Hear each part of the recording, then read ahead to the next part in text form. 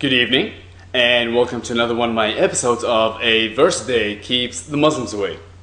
Today I'd like to talk about your father. My father. Everyone's father. Supposedly.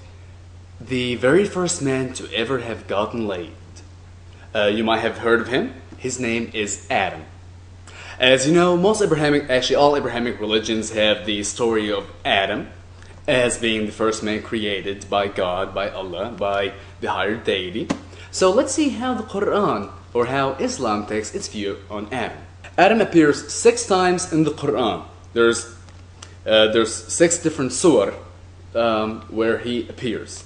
I'm not going to read all of them to you because they're very repetitive. They just repeat the same thing over and over and over. But here we go. First one is Quran, Surah Al-Baqarah, Quran 2, 30 to 39. Next one, Surah Al-A'raf, Quran 7, verse 11 to 25. And again, it talks about Adam and talking about how, Allah created Adam and asked the angels to bow down before him, and Iblis, which is one of the soon-to-be fallen angel, did not acquiesce to that. Alright, I'd like to move on to the next one. Al-Quran, Surah number 15, verse 26 through 44. Starting with verse 26. And certainly, we created man of clay that gives forth sound of black mud fashioned in shape. And the jinn we created before of intensely hot fire. Now, the jinn is the same as Iblis, which used to be an angel and ultimately became a shaitan, or whatever. And when your Lord said to the angels, surely I'm going to create a mortal of the essence of black mud, fashioned in shape. So when I have made him complete, and breathe into him my spirit, fall down, making obeisance to him. So the angels made obeisance, all of them together, but Iblis, he did not. He refused to be with those who made obeisance.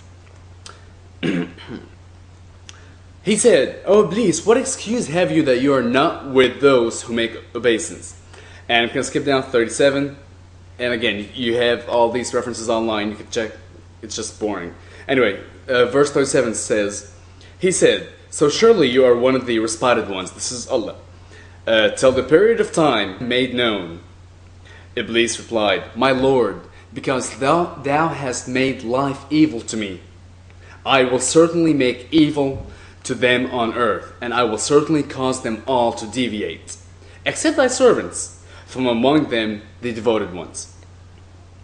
Allah responded, "This is all right with me."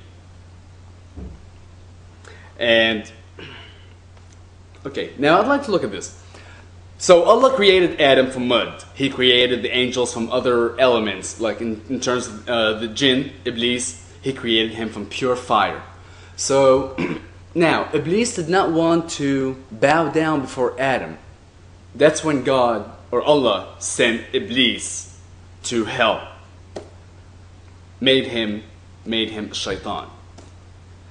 This does not make sense to me. If Allah is supposed to be the only person to whom you should bow down, shouldn't He have sent all the other angels down to hell?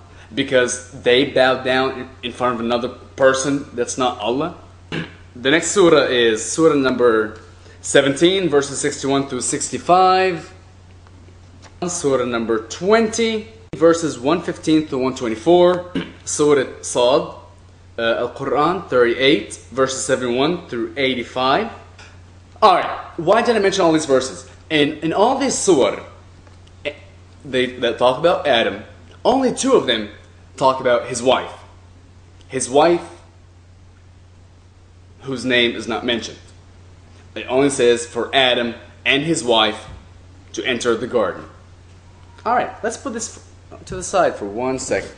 Now I'd like to look at some hadiths. I want to start with Sahih al-Bukhari, book number 55, hadith number 611. Were it not for Bani Israel, meat would not decay. And were it not for Eve, no woman would ever betray her husband. Next one, Sahih al-Muslim, book number 8, hadith number 3471. Again, Allah's Messenger repeated the same thing, saying, had it not been for Eve, woman would have never acted unfaithfully towards her husband. Third one I want to share with you is Sahih al-Muslim, book number 8, hadith number 3472. It's a long story, and then all of a sudden Muhammad just says, had it not been for Bani Israel, the children of Israel, food would not become stale, and meat would not have gone bad. And had it not been for Eve, a woman would have never acted unfaithfully toward her husband. Two things I kind of see from this is, the first thing, had it not been for Bani Israel, meat would not decay. Alright, I see where blame the Jews for everything started from. Now, the second thing is, talking about Eve. What does that even mean, talking about saying, if it were not for Eve, that a woman would have never acted unfaithfully towards her husband? I want to go back to the Quran. Surah 20, Taha, verse number 115 to 124, actually verse number 120. But the shaitan made an evil suggestion to him. Him is Adam. He said, O Adam, shall I guide you to the tree of immortality and a kingdom which decays not? Then they both ate from it, so their evil inclinations became manifest to them, etc., etc.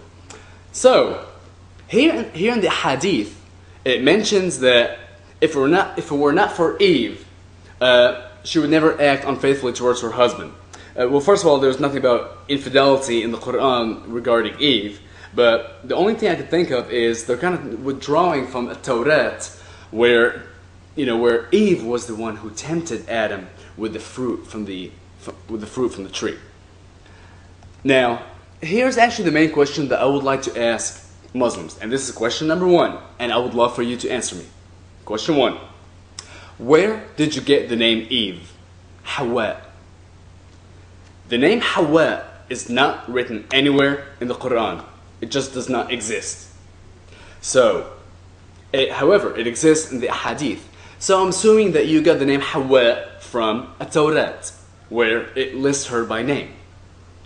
Now my question to you is, how do you even know that was really her name? I thought At-Tawrat and Al-Injil were muharrafin.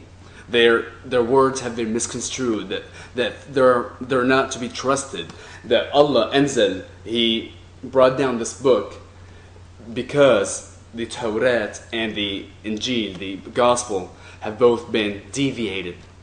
So how do you know? Based on what criteria do you say, okay, we're going to believe this, but we're not going to believe that? That was my first question to you. Next, I'd like to go back to actually talking about Adam.